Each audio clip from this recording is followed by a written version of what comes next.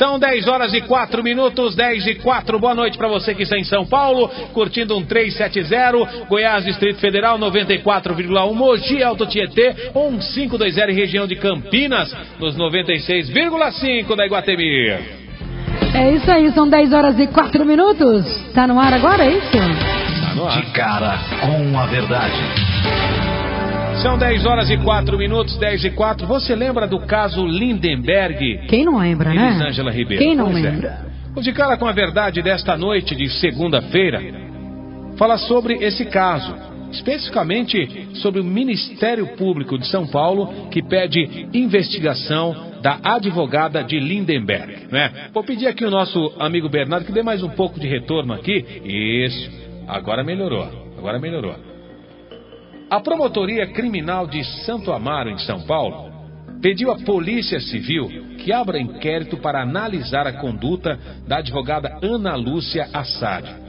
Ela representou Lindenberg Alves, condenado em fevereiro a 98 anos de prisão pelo sequestro e morte da sua ex-namorada Eloá Pimentel no ano de 2008. O que motivou o pedido da investigação? Foi uma discussão entre Ana Lúcia e a juíza do caso, a Milena Dias. A advogada mencionou o princípio da verdade real. Durante o júri, a juíza Milena respondeu desconhecer o termo. Ana Lúcia, então, mandou que a juíza voltasse à faculdade. A senhora deveria ler mais, voltar a estudar. São 10 horas e 6 minutos. Eu já quero cumprimentar aqui os meus companheiros de trabalho. Elisângela Ribeiro, boa noite. Boa noite. Boa noite ao jornalista que tem o prazer de nos prestigiar todas as noites, o Júnior Berilo, que é da página policial e também trabalha com a gente, faz um trabalho de assessoria sensacional aqui nessa casa. Eu quero também cumprimentar nessa noite. Eu quero que você a cumprimente, Júnior, por favor. Estamos na linha com a doutora Ana Lúcia Assad e vamos conversar um pouco com ela, conhecer um pouco mais sobre o trabalho dela, quanto tempo que ela é advogada. Boa noite, doutora Ana Lúcia. Boa noite. Com quem estou falando? É com o Júnior? Júnior. Boa noite, Júnior. Boa noite, ouvintes. Boa noite, Elisângela, Boa André. noite. Boa noite, doutora. Como é que vai? Tudo bem? Tudo jóia. O André, eu ouvi agora há pouco o preâmbulo do que o senhor acabou de dizer. Eu gostaria de retificar, na verdade, como aconteceu. Sim, sim. Claro, fique à vontade. No segundo dia, que foi dia 14 de fevereiro, no segundo dia de julgamento, durante a oitiva de uma testemunha, eu arguí o princípio da verdade real. Sim. E a magistrada disse que o princípio não existia ou não tinha esse nome. Sim. E eu disse para ela, em retorção imediata e legítima, certo, em pleno gozo da minha imunidade profissional, sim, que o princípio existia sim, que ela precisava ler mais sobre isso, voltar a estudar. Não foi um mando, foi um aconselhamento. Certo, Ok. certo. E eu gostaria também de deixar claro que por que esse termo retorção imediata e legítima?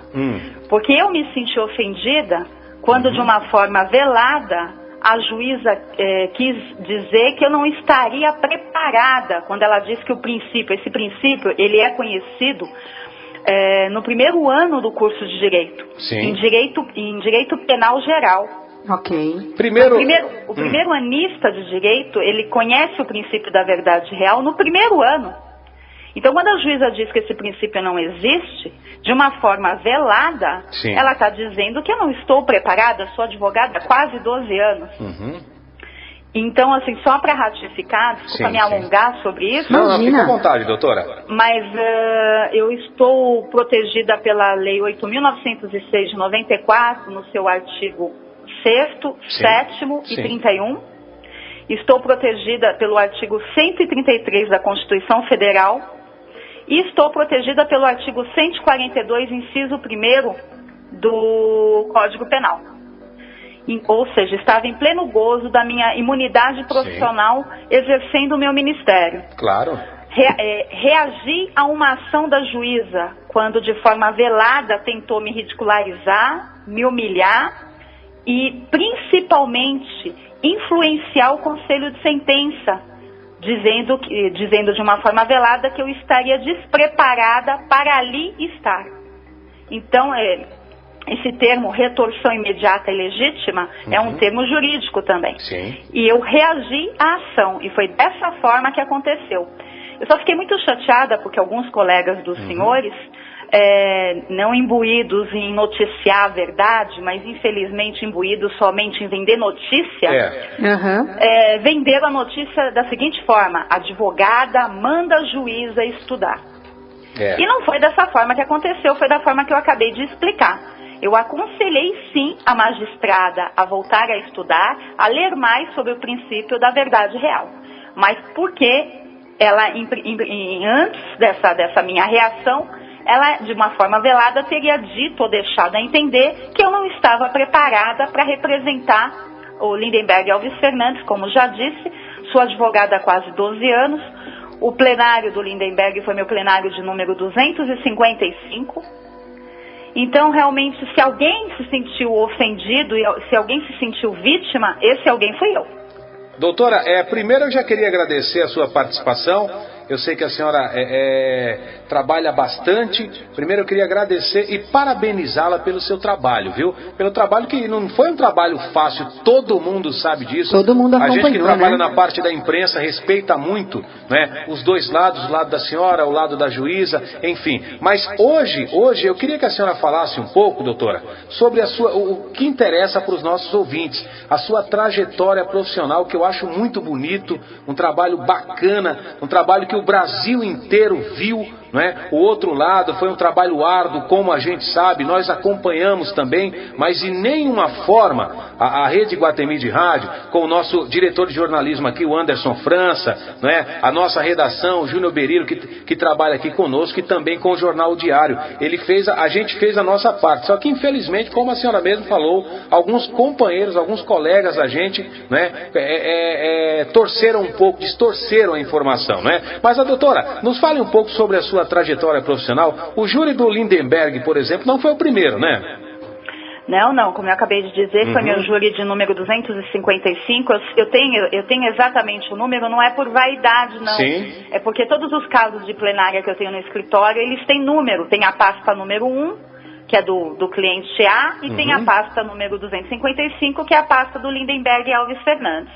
Então não é por uma questão de vaidade, é por uma questão até de organização do escritório. Tá certo. Eu gostaria também de fazer algumas preliminares, no sentido de informar que não existe hierarquia entre os operadores do direito. Vale dizer, juiz, promotor e advogado. Como eu disse, isso está garantido no artigo 6º da Lei 8.906. Sou advogada há quase 2 anos, sou filha de um delegado de polícia e de uma enfermeira. Sou afilhada de um diretor de polícia, Dr. Antônio Mestre Júnior.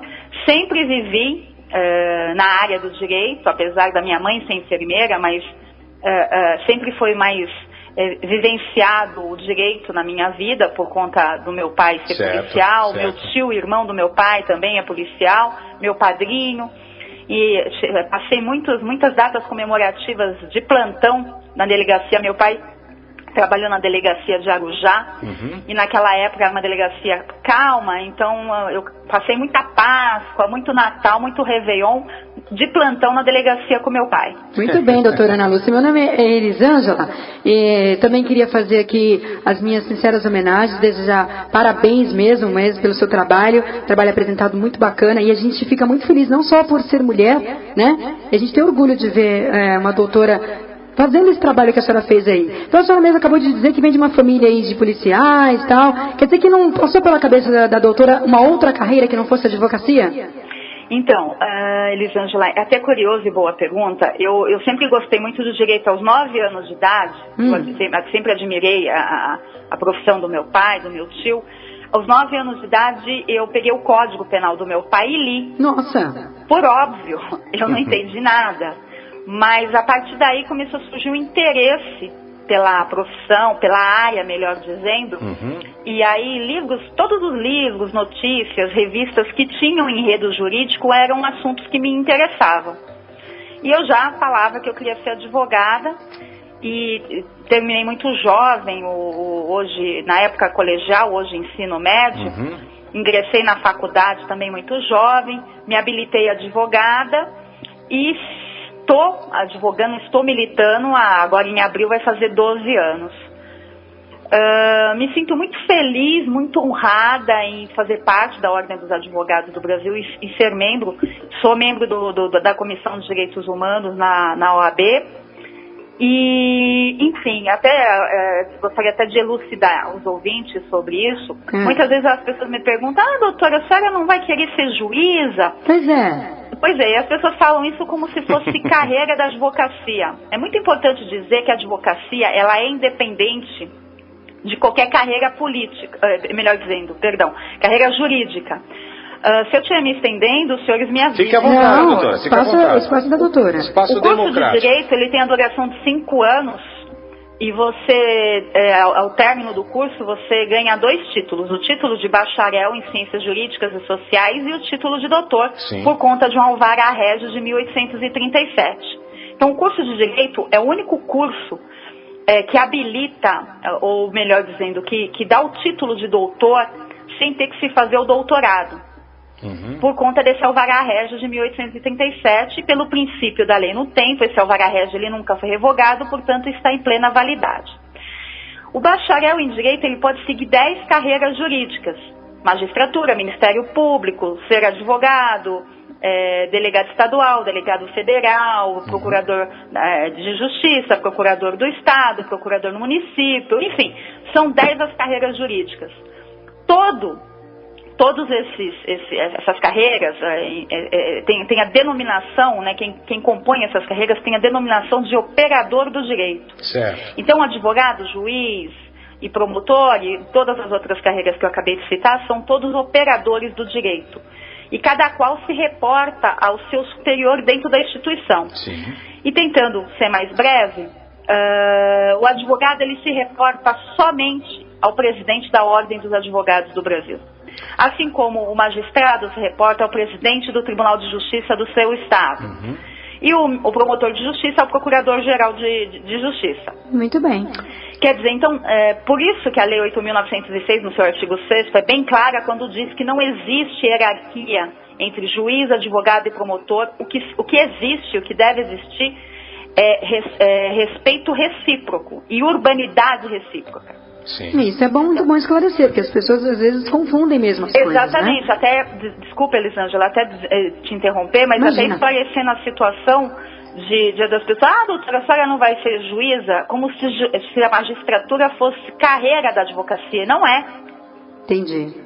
Então, é só para elucidar e para deixar bem claro. Então, durante os trabalhos, naquela semana de fevereiro, existia dever recíproco de respeito e urbanidade entre os 3 operadores do direito que ali estavam: juiz, promotor e advogado. Doutora, depois desse caso do Lindenberg, a senhora ganhou fã-clube na internet. Hoje, diariamente, a senhora recebe vídeos homenageando a senhora, vários tipos de homenagem. E não é só do estado aqui de São Paulo, de vários pontos do Brasil. Como que a senhora recebe esse carinho do povo brasileiro? Nossa, eu fiquei muito feliz. Até gostaria de mandar um beijo para as meninas do fã-clube: a Andréia, a Camila, a Tatiane, a Jéssica. Se eu estiver esquecendo alguém, pelo amor de Deus, me desculpem, meninas, mas é muito curioso. A Andréia Oliveira, que é a presidente do meu fã-clube, que mora em Ferraz de Vasconcelos, Sim. Ela fez uma pesquisa na internet e disse que eu sou a única advogada, na pesquisa dela, que eu sou a única advogada no Brasil que tem fã-clube. Acredito que sim, pelo menos eu desconhecia, viu? Mas acho parabéns. Eu achei super curioso, né? Porque uma atriz, uma cantora tem o que oferecer ao fã, né? Apresenta espetáculos, se é atriz, no teatro, ou nas telenovelas. A cantora apresenta shows, né? Eu não tenho muito a oferecer, até brinquei com a Andréia. Eu falei: Andréia, vou convidar o pessoal para vir assistir uma audiência, porque é o que eu posso oferecer. Doutora, mas a senhora tem muito a oferecer, sim. Quantos jovens não acompanharam aí, né? Quantas pessoas não podem até ter sido influenciadas a seguir uma profissão? Estudantes de direito, né? Principalmente, né? Doutora, vamos quebrar o gelo um pouquinho aqui. Eu acho que a senhora vai perder um pouquinho o seu fã-clube depois que eu me formar como advogado também, viu? São 10h19, a nossa programação é rotativa. Quem que está conosco hoje, Berilo? A doutora Ana Lúcia, né? Ana Lúcia Assad, advogada do caso Lindenberg, que defendeu o Lindenberg. Doutora Ana Lúcia, o caso Lindenberg foi o primeiro caso dos que a senhora defendeu que surgiu na mídia, que a mídia cobriu? Não foi o primeiro caso. Já tive algumas defesas que também houve repercussão na mídia, mas não tão grande quanto o caso Lindenberg. E o caso Lindenberg, me perguntaram recentemente, foi o meu caso mais emblemático. E eu disse que não foi meu caso mais emblemático. Foi sim o meu caso de mais repercussão até internacional. Eu recebo até, pelo meu perfil no Facebook, contatos de brasileiros que estão em Portugal, em Angola, na Argentina. E brasileiros e estrangeiros, né? Tem um pessoal, um pessoal da Angola também, que fala português, então me mandam bastante mensagens, enfim. Então, assim, foi o meu caso que teve mais repercussão, de fato, mas não mais emblemático. Sim. Mas já participei, eu atuei bastante tempo na Defensoria do Estado de São Paulo, e fazia muitos júris pela Defensoria, como advogada da ativa. E teve um caso também de bastante repercussão há mais ou menos uns 6 anos, no caso de um genocídio que houve, que era a briga entre traficantes da favela do Araguaia. Não sei se os senhores se lembram, mas tem bastante tempo. Enfim, teve alguns outros casos que agora eu não me lembro, mas de maior repercussão em termos de mídia foi o caso Lindenberg, sim. Certo. Doutora, a senhora já pediu a anulação do julgamento do Lindenberg Alves? No dia 22 de fevereiro, que foi na quarta-feira de cinzas, eu interpus o recurso. Sim. Solicitei que fosse, que o processo subisse para a segunda instância e que somente a partir do processamento dessa interposição de recurso que eu fosse intimada para apresentar as razões desse recurso. Por que eu fiz isso? Porque as razões eu posso interpor na primeira instância. Sim. E a própria promotora que conduziu aquela plenária, ela apresentaria as contrarrazões.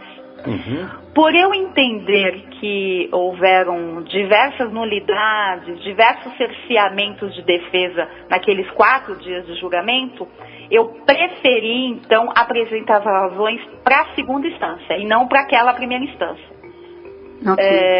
Por uma questão mesmo de eu entender que o julgamento não foi processado de uma forma onde se prezou a paridade de armas, onde se prezou o não cerceamento de defesa, enfim. Então, por conta do que aconteceu naqueles 4 dias, eu requeri e vou apresentar as razões somente à Corte Superior, aquela de Santo André, que é o Tribunal de Justiça do Estado de São Paulo. Tá certo, então, 10h22. Doutora Ana Lúcia Assad, eu quero agradecer mais de coração a sua presença, mesmo via telefone, e já queria fazer outro convite à senhora, se fosse possível, né, para a senhora esclarecer para a gente algumas dúvidas também, ao vivo aqui nos estúdios da Rede Iguatemi, que hoje nós estamos falando para São Paulo, estamos falando para Goiás e Distrito Federal no FM 94.1, Mogi, Alto Tietê, Litoral de São Paulo, nos 1520 e toda a região de Campinas nos 96,5 FM. Já queria estender esse convite para a senhora. O convite está aceito, sempre que eu puder contribuir de alguma forma para elucidar qualquer problema jurídico. Eu fico assim muito, às vezes, sentida, porque eu penso que falta um pouco, na minha época, desculpa me estender, mas na minha época, que era colegial, agora ensino médio, sim. Na minha época a gente tinha educação moral e cívica, sociologia, organização social e política, e hoje eu não tenho conhecimento que essas cadeiras, essas matérias ainda existam, porque essas matérias eu atribuo a boa formação do cidadão brasileiro através dessas matérias. Verdade. Meu pai enquanto delegado de polícia, ele deu aula de educação moral e cívica, e ele lia a Constituição Federal para os alunos dele. Eu acho que a gente precisa, o brasileiro, ele precisa parar de acreditar nessas falsas promessas de algumas autoridades da política do pão e circo. né? O cidadão tem que virar cidadão e tem que exercer a cidadania. Correto. Então, assim, algumas coisas que eu acabei de conversar com os senhores agora há pouco, a maioria não conhecia. Com certeza. Por conta da falta, que eu acabei de dizer, que não existe hierarquia entre os operadores do direito, etc, etc. Isso aí, hoje a gente na era da internet, põe o Google lá na tela do computador, esse tipo de informação é a coisa mais rápida e simples de se obter hoje em dia. Então eu acho que falta um pouco de interesse, não de todos, mas eu vejo assim até a juventude do meu fã-clube, uma juventude bem inteirada, uma juventude atuante. E eu acho que é por aí, o caminho é nós formarmos cidadãos, seja isso começar na pré-escola até a faculdade. Exatamente. Desculpa se de repente me entendi, mas eu penso que esses, aspas, puxões de orelhas são necessários. Com certeza, é o que a gente costuma fazer aqui também. A gente faz o Página de Polícia à noite aqui, esse quadro de cara com a verdade, e a gente passa também para os nossos ouvintes o seguinte, que o advogado, ele foi constituído para defender, independente da situação, tem que ter um advogado. Porque se não tiver advogado, como é que vai ser o nosso Brasil? Desculpa até complementar, o advogado é um dos pés do tripé da justiça. Se não existe advogado, a justiça fica manca, melhor dizendo, não existe justiça. A única profissão que é citada na nossa Constituição, na nossa Carta Magna, no artigo 133, como eu acabei de dizer, é o advogado. Os senhores podem ler, eu desafio qualquer um a ler a Constituição de capa a capa e verificar se a Constituição cita outra profissão, a não ser a profissão do advogado, quando diz no seu artigo 133 que o advogado é indispensável à administração da justiça. Tá certo, doutora. Considerações, Júnior? Eu quero parabenizar a senhora pelo trabalho e dizer que todos estão com a senhora. Até recebi aqui agora há pouco uma nota da OAB que fala que o doutor Antônio Ruiz Filho, presidente da Comissão de Direitos e Prerrogativas, afirmou hoje que o tipo de discussão que estão fazendo aí a respeito dessa questão do pedido é normal, que isso sempre acontece nas discussões acaloradas. Eu gostaria até de aproveitar, o doutor Ruiz é presidente da Comissão de Direitos e Prerrogativas da OAB de São Paulo, está me apoiando, assim como a Ordem dos Advogados do Estado de São Paulo, na pessoa do doutor Durso, também estão me apoiando. E aí eu lanço, né, exatamente o seguinte pensamento: se essa advogada tivesse sido leviana, tivesse exacerbado no exercício do seu ministério, eu estaria tendo o apoio da própria Ordem dos Advogados do Brasil, na pessoa do seu presidente, na pessoa do presidente da Comissão de Direitos e Prerrogativas, que também, doutor Durso, recentemente, se eu não me engano foi dia 16 de março, também lançou uma nota pública em minha defesa. Muito bem. Então eu penso que se eu tivesse me comportado de forma leviana e fora do que autoriza a legislação brasileira, eu não estaria tendo o apoio dos meus pares, né? É isso aí, doutora. Eu quero também reintegrar aqui o convite que o André Alves fez, assim que a senhora quiser, as portas da Rádio Iguatemi estão abertas. Quero dizer que, não só como mulher, mas como jornalista, parabéns. Eu me orgulho muito de ver uma pessoa que tem fundamento, que estudou, que sabe o que está fazendo e principalmente que gosta do que está fazendo, porque com as suas palavras e com a sua declaração fica muito claro para quem está do outro lado que a senhora tem orgulho da sua profissão, e eu acho que isso é o mais bacana de tudo, quando a gente faz alguma coisa que a gente faz com orgulho e faz com amor, e por isso que faz bem feito. Então fica aqui os meus sinceros parabéns mesmo, não só como mulher, mas como jornalista, como profissional, e boa sorte na carreira sempre aí, viu? Obrigada, Elisângela. Eu também gostaria de lhe parabenizar, porque nós estamos no mês das mulheres, né? Verdade. E temos mulheres ocupando todas as funções e cargos nesse país, a exemplo da nossa presidenta, a primeira presidenta do país, né? É verdade. Depois que a Dilma tomou posse, eu uso essa denominação presidenta. Muitos gramáticos acham que não é correto, que não é correto. Mas eu até nas minhas petições, quando eu vou me dirigir a uma juíza ou a uma desembargadora, eu uso esse termo presidenta.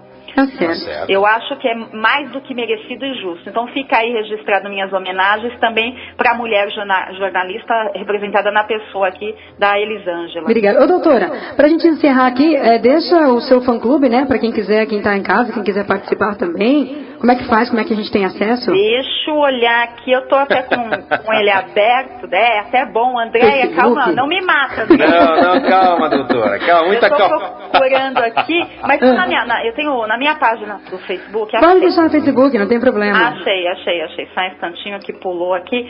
Mas assim, na minha página do Facebook, o fã-clube é FCO, que é fã-clube oficial, então FCO, advogada analuciasade.blogspot.com. Muito bom. Certo. E muito obrigado. Tá, mas aí se alguém quiser, entra no meu Facebook que tá lá postado FC Oficial, advogada analuciasade.blogspot.com.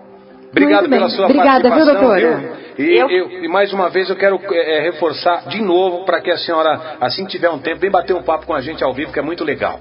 Vocês me convidando com certa antecedência, tá aceito. O convite está aceito. Tá Só me certo. avisem com um pouco de antecedência para eu poder me organizar. Ok. Obrigado, doutora. Obrigada e boa noite. Boa noite. 10 horas e 30 minutos, conversamos com a doutora Ana Lúcia Assad, advogada, né? Que tem uma trajetória profissional muito bonita. E a gente fala justamente sobre isso, né? Quando as pessoas querem condenar um advogado, um cara que faz um trabalho tão bacana, tão maravilhoso, né? Independente, gente, tem que ter um advogado. Tem que ter, todo mundo tem direito, né? O caso Lindenberg também, ele quebrou algumas paradigmas, né? Que foi o caso da juíza, da promotora e da doutora, né? E da doutora Ana Lúcia Assad, que fez um trabalho que o Brasil inteiro, aliás, o mundo, né? Essa foi foi um juízo um pouco difícil, né, Birilo? Sim, o trabalho dela foi um trabalho brilhante, eu não vejo aí nenhum desacato, nenhuma desobediência, mas eu acho que ela cumpriu o papel dela como advogada. E ela está embasada, né? Sim. Quando a gente fala com embasamento, é que eu falo, outra quando coisa. você sabe o que você faz, é que eu disse ainda há pouco, né? Eu acho que quando você tem a sua profissão e você gosta do que você faz e você sabe o que você está fazendo, quer dizer, não tem como não estar do teu lado, não tem jeito, né? Tá certo, então, 10 horas temos muito mais. Já agradecer a nossa equipe aqui, né? Agradecendo os amigos, agradecendo ao Berilo, agradecendo a nossa direção e nos dá essa liberdade tremenda de trabalhar aqui na Rede Guatemi. Verdade. Né? Beijo no seu coração. Beijo, viu? Bom trabalho. Tchau, Obrigada. tchau. 31, obrigado, Elisângela. De nada, imagina. Júnior Berilo.